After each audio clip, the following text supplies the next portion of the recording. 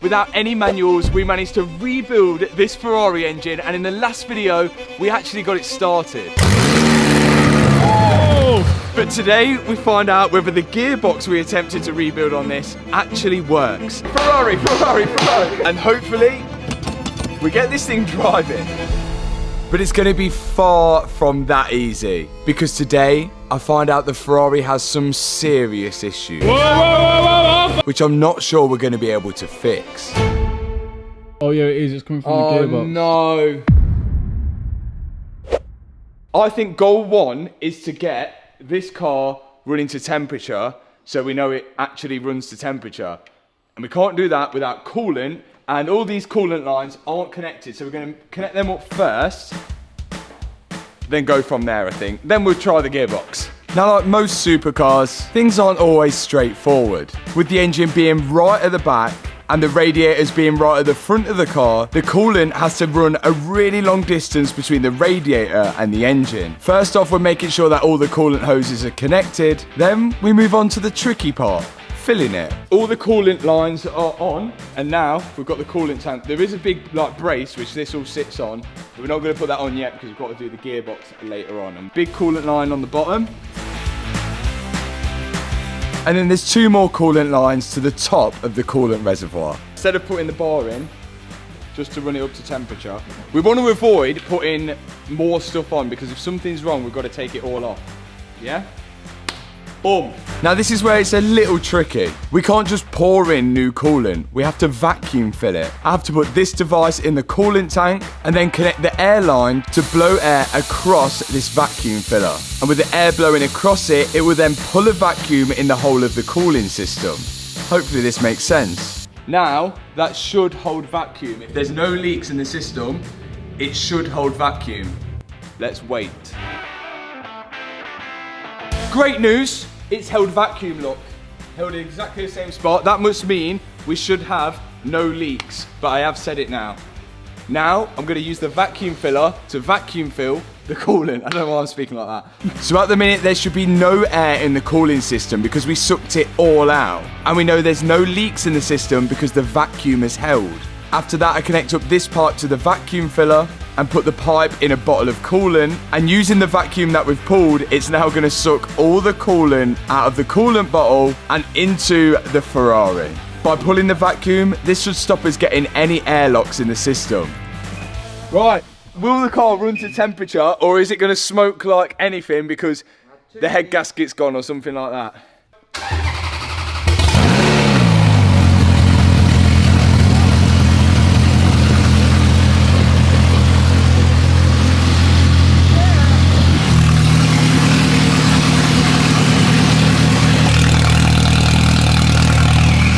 Why has it set its own alarm off starting up?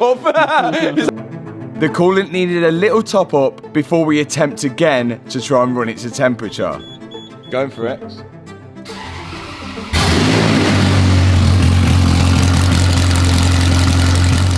On the good side, the Ferrari starts up and runs first time. The thing is, it is so loud with no exhaust. And if we were going to run this car to temperature, we were going to have to put up with this noise for a long time. But that wasn't our problem at the minute. Sounds terrible. Yeah, it's just missing a bit, or it's on a... Yeah, there's a couple cylinders which ain't firing there. So now the Ferrari started to misfire. So we need to find out exactly what's going on with it. In the last video, we looked for the OBD port, and we seen at the back here, we thought this was the OBD, but this isn't the OBD. Scott Ratarossa says there should be an OBD port underneath here somewhere, and he's right. So maybe we can plug it in and we can see what the car's saying, but it's decided to run on only probably 5 cylinders at the minute. Let's go plug it in. After I plugged the code reader in, it was showing so many faults. But there is still a lot of stuff to go onto the engine. So instead of messing around, I made the executive decision to just start putting the rest of the engine back together. There's a lot of sensors and wiring on this car, and leaving just one thing unplugged could cause it to run how it was running. So I just want to make sure I cover everything off before we start jumping to conclusions. Because we need to get the car running right before we can run the car to temperature. Another thing that I'm about to do is connect up the drive shafts, as we're going to find out whether the gearbox that we rebuilt is in neutral as it should be. But the eagle-eyed viewers would have seen when we started it earlier that the gearbox was actually spinning even though it should be in neutral, which isn't the best of news. But I guess we'll find out when we start the car up again. This should save our ears so we can run the car to temperature without being deafened. Inside here is a Capristo exhaust system to match the Capristo manifold that we've got, the 4-to-1 manifold. And we've got sports caps by the looks of it. I just really hope we've got everything to fit this exhaust on. Now, this should sound absolutely unreal and not deafen us on idle. Massive thanks to Scuderia Parts for sending this out, and they've helped massively throughout this whole build. Now they're gonna help us not be deaf. This exhaust system looks amazing. Let's just hope it sounds amazing. Now, Scuderia Parts are the UK exclusive dealers for Capristo and Novitec. So if you fancied one yourself, check the link out in the description for some good offers. For now, I've got to fit the Capristo to my Ferrari. The sports caps went on first, connecting them to each manifold. Then it's the back box. And this fits to the car like no other exhaust system I've ever fitted. The exhaust tips with the pipes connected to them go up and under and connect to the back box. And the back box is being held to the car by the rear crash bar. Really strange, but I guess it works. And the Ferrari is coming together nicely now. The only thing is questions flowing, left it open. I just know. In goes the lavender sensors. Yep, not quite lavender sensors, but these O2 sensors could be part of the issue why the car's idling bad. This car has 4 O2 sensors, one before each catalytic converter and one after each catalytic converter. And if the car isn't getting a reading from them, it would probably cause it to run rough. Now we're just gonna put this in for now to hold the coolant tank, because it's like a jigsaw puzzle, this car. One thing holds another thing, another thing holds another thing. Inside here are the air filters. Oh, one thing I've thought about before we start it, I have connected the drive shafts up. So that gearbox that we rebuilt, if it's actually stuck in gear, I probably should raise it up in the ramp before I start it, shouldn't I? In case it jumps up. There we are. If the wheels spin, it's not good. Here we go. Check okay. I think this car is actually pretty okay, and if you look on here, the mileage is only 32,000 miles. So it's quite a low mileage, and as long as we get this gearbox working, it is a genuine gated manual Ferrari F430. So really it should hold its value pretty well, and I can back all this up with a car vertical check. Let's start it.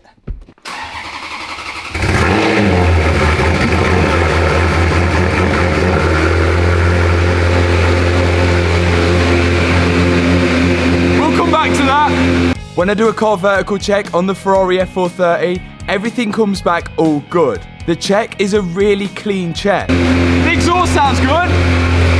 I can tell this because there's all green ticks at the top, showing that it's not been stolen, there's no mileage fraud, there's no outstanding finance, and it's never been recorded as being in an accident. But unfortunately, the gearbox isn't looking as good as the car vertical check. The wheels are spinning, and they shouldn't be. My dad's just told me to put my foot on the brake, and if the car's in gear, it's going to end up stalling the engine. Let's see what it does. And it was all good. The gearbox was in neutral. So it must just be a bit of gearbox drag causing the wheels to spin. Moving back to the car vertical check, I can see a full timeline of the F430, including when number plates were changed and when it's passed or failed any inspection. The good thing about car vertical as well, it'll also show you photos of a car if it's been auctioned off at the car crash auction website, just like this one on screen now. Listen to this!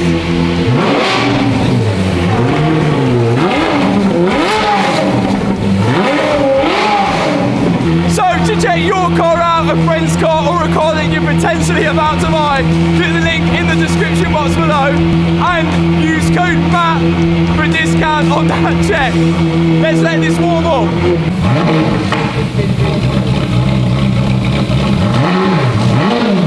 That sounds sick for a V8. Yeah, it don't sound like a beer, does it?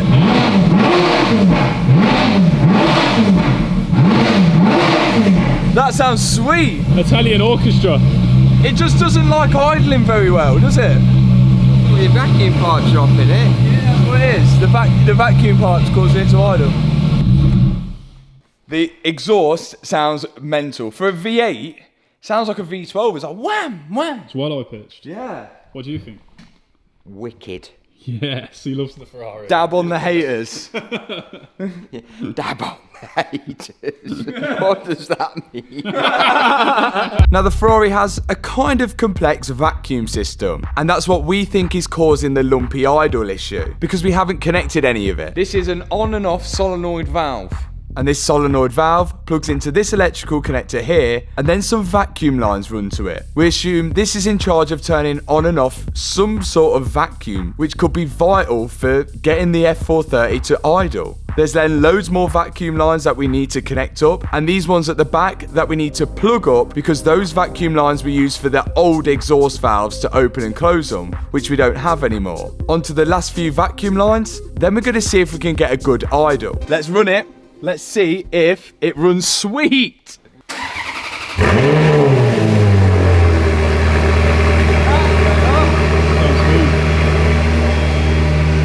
That's loads better. That sounds... Oh. Spoke too soon. That sounds loads better. Doesn't it? That's humming now. So the vacuum system seems to have fixed the idling issue. Now we can let it run to temperature. See, we're getting up to temperature. Now, I haven't got the throttle. So since we've done that, I now don't have. I put my foot on the throttle, and it's like suffocating. Before it let me rev it, but now it's like. It feels like there's some kind of restriction when revving the car, but then something bad happened.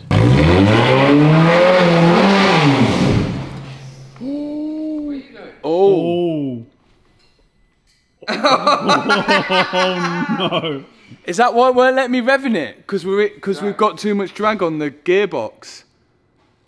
Oh no. It seems like the car jumped into gear for no reason. Well, there goes again. You got Yeah, a look, drip. see- I think you're going to drip out the rocker cover. Your rocker cover's leaking oil.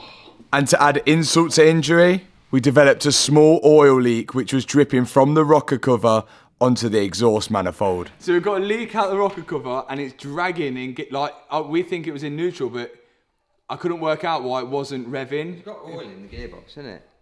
Yeah, we've got that EDIF light. But I was trying to rev it and it was like really difficult to rev it, but we've never revved it since the wheels have been on the floor. Sorry, I can't see like the smoke coming off the rocker cover leak. Here's the plan. I'm going to put the car in the air. Car's in the air. Now I'm going to start it. The wheels might spin because they normally do spin in neutral, but if I can put my foot on the brake and then accelerate and the engine stalls, we know there's a big problem. No, I don't want to know the answer. Come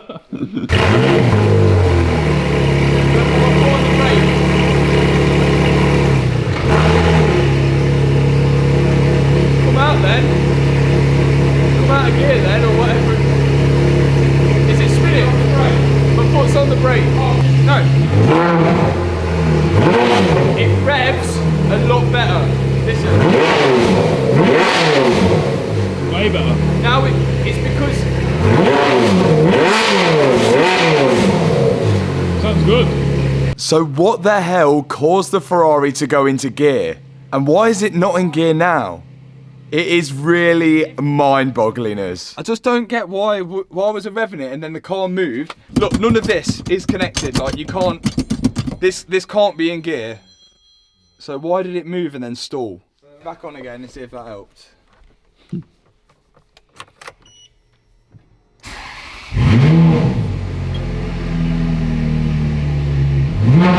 That's better. Yeah. Sounds nice. Any wheels spinning? No.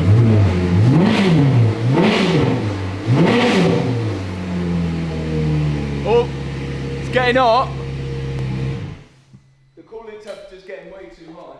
So that seems to be fixed, and the car did run to temperature, but the problem is, it overheated. It looks like we've got an airlock in the cooling system. What solved it on the Porsche was running it with that cap open.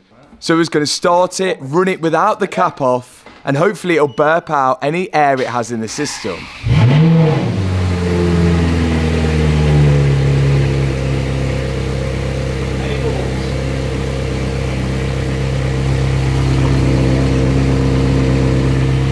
But this didn't work. Rising. Whoa, off. Aww. Don't think it's going around the engine, is it? Well, it's all on the floor now. Why is it not going to the fans ain't even came on? Because I don't think the stat's opening, is it? No. The thermostat opens, lets the coolant go down through to the radiators, which explains why we didn't have coolant on them in the first place. And then when the coolant can go through to the radiators, the fans can go on, cool the coolant down, and we won't get boiling coolant over like that. So maybe we've got a bad thermostat. We didn't put a brand new one in. It's not working. Where is the thermostat? The thermostat is at the bottom of the engine. Ah. So when...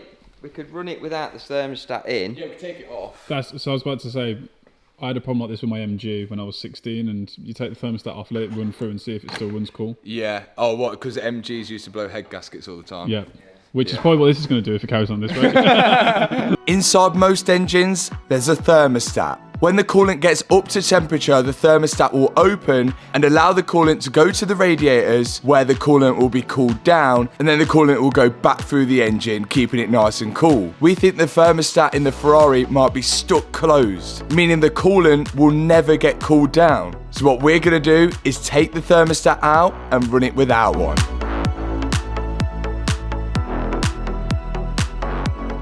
How does it work, Tony? Right, well, it has wax in it. And when it gets up to a certain temperature, the wax melts, obviously. And then the spring is allowed to push. It looks seized up like that. Oh, look, that's the wax. Oh yeah, so You it's see leaking. it, it's leaked out. That makes sense why it's not working. So the wax has completely left the thermostat, meaning it would be stuck closed. So what we're gonna do now is pop back in the thermostat housing without the thermostat in it. This just means it'll take longer to run the car up to temperature. Why didn't you just put in a new thermostat when you built the engine, you dingbat? There's a lot of things that we didn't put new in the engine, and the thermostat, because we had one, we just thought we'd put it in. And it's very cheap and it's easy to replace, so shut up, please. You told me to shut up. So in goes the empty thermostat housing. This is what they actually do on the race cars. So I can't see it being an issue, just for us to test whether the coolant's actually going to go to the front of the car now. I'm in. Sweet. Right, we should be able to run its temperature now. Let's put some more coolant in it. Liam, it's your job to assess any Assess any leakages. Okay. Okay, I'm on it for you.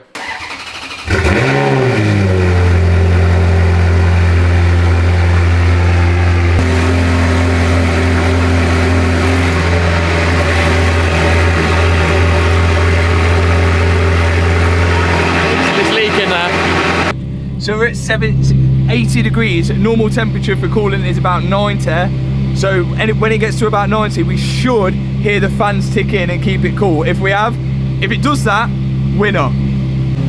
So the bottom radiator hose is hot, but the top of the radiator hose is cold. So I feel like there's an airlock somewhere. This is exactly like the Porsche. A nightmare.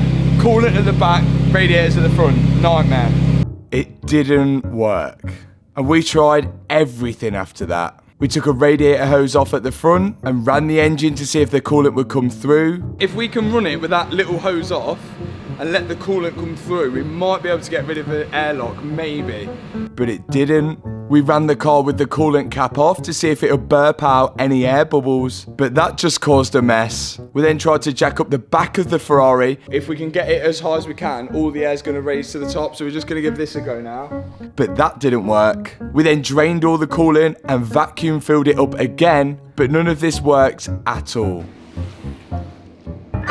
Okay. That is just not playing ball. We need to come back to it because also we have a problem with the gearbox. Let's start with problem number 1, the gearbox. Let's do it. That's problem number 1. There's supposed to be a pump attached to the pedal, so when you push the pedal down, it sends hydraulic fluid all the way down to the clutch, releases the clutch. That's been taken off for some reason, but somehow I've managed to grab one. When you press the clutch pedal down, it should push fluid down here into your clutch. This is the first thing to go on. This is the clutch pump which connects to the pedal. And God knows why I didn't have one on this Ferrari, as there's next to no manual F430s in the UK. This just bolts to the firewall, just like this. And then I've got to connect the hose from the brake reservoir to the clutch pump.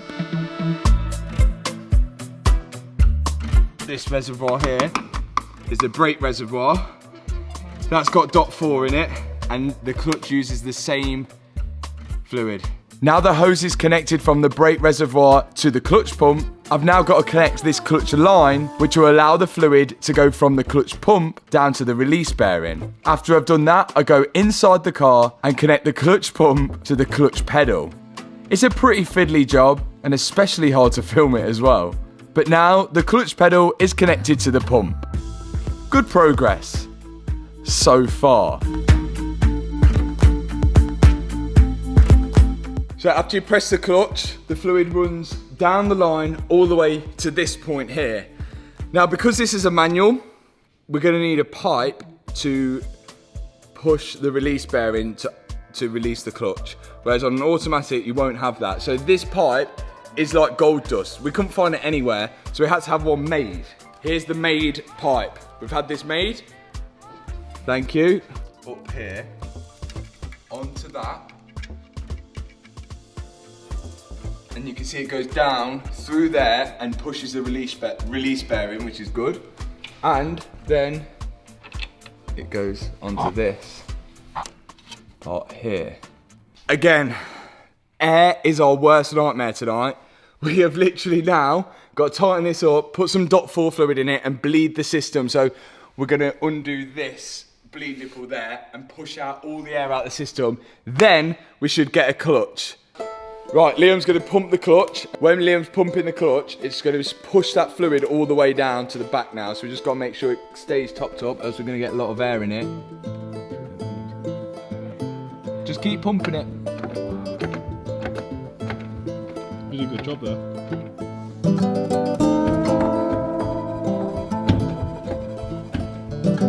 Now the fluid is topped up in the brake reservoir, we can lift the car up and begin to bleed the clutch system. Oh no. Yeah, stop. Is it just leaking off of that? Is it not? Does that pipe not work? Pipe's fine. What's happened then? Oh. Oh, is that just coming straight out? Oh yeah, it is. It's coming from the gearbox. Oh no. It looks like the fluid is leaking from the gearbox somewhere. This is not good. And if it's coming from the release bearing, we've got to take the gearbox off to fix it. It's okay, it's okay, it's okay. But we've dodged a bullet here because it looks like it's just leaking from these connections, which we can actually get our spanner onto. They were loose, they were loose. Oh, thank God that's an easy fix. We might be okay. Oh, that was loose. Who put the release bearing on? I think that was your dad. Clip back. My dad, getting blamed. He's not here, so we'll just blame him. Yeah. Okay, just check this out. Press the, look at that, doing the release bearing. That's brilliant. Okay, now what we need to do is bleed it. So Liam was pumping the clutch, which was pushing the fluid through the clutch system. And whilst he was doing that, I was cracking open the bleed nipple to let out all the air until finally we can get a half decent clutch pedal. I think we got a clutch pedal. The next thing is to select the gears, see if we've got any gears. But to do that, these are the gear cables, which when you are shifting the shifter inside, it's going to move up and down and left to right. The thing is with this, these require loads of brackets to be on the side of the gearbox to hold these gear cables in place, and without them we literally can't connect them to the gear shifter, which is over here, and the gear shifter, which to select it in gear, this goes like up and down, left and right, in and out, and we can't do that without these parts, and these parts are so hard to find, and we have actually ordered them, but it's going to be at least another month until they arrive, which is so annoying. So I think what we can do to see if it goes in gear is manually just put this into a random gear. I don't know what gear we're going in. We're just going to slide this shifter forward or backwards and try and put it in a gear. And if it does go in gear, we can see if the clutch is working by putting the clutch down. If the clutch goes down and the wheels don't spin, we know the clutch is working. And if we lift the clutch up and the wheels start to spin, we know it goes in gear. So that's what we're aiming for. So I'm going to try and get it in gear now. If it's in sit, will it just stall? No, not if there's nothing in the ramp. No. Right. Going down a bit. Okay. Oh, there we are. I think we're in a gear there. That looks like it's in a gear. I think we've gone in a gear. I don't know what gear. Could be reverse. This is the moment where we find out whether a gearbox has got some sort of hope. Some sort of hope whether we've rebuilt it right. If I start now with the foot on the clutch, it shouldn't spin the wheels. Right. Foot on the brake as well. Wheels aren't spinning. Coming off the clutch. Wheels are spinning. I mean, reverse! It's in reverse! What about the other side? Yeah? Yeah, reverse! In reverse. Well, at least you can get out. Yeah, I can drive out of here at least. Not come back in. Okay, we've actually got reverse. You actually built a gearbox. I built a reverse gearbox. Well, yeah. Yeah. The gearbox works. Yes. Should we try another gear? We can try. Let's try another gear. Let's try another gear. No, it was alright. It's smooth. Oh, there we go. That's in a gear. That's in a gear. That's in. Is it reverse? I'm in gear. No, it's not reverse because I've gone different. back. Oh yeah, it looks different to reverse. Any movement? No, we're good. We're good. Clutch coming up. And we're going forward. Yeah, look how fast it's going. Ah, it's going rapid. Whoa. 20 miles an hour I was going. Right, wicked. Yeah, go on all the way.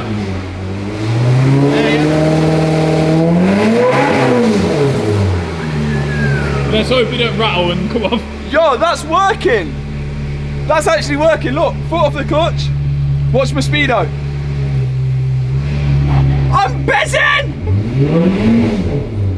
60 mile an hour. It's like you're on the dyno. 60 mile an hour just did. Turn off. Oh. Okay, okay. I don't know whether this is successful or unsuccessful, but it's been eventful and we've made progress, although it's only been short. Thanks so much for watching this video. If you enjoyed it, hit the subscribe button, hit the thumbs up button, and I'll see you in the next video where we will drive this. Peace out. You look great. Respiratory. But now you can't see, mate. Like a drug that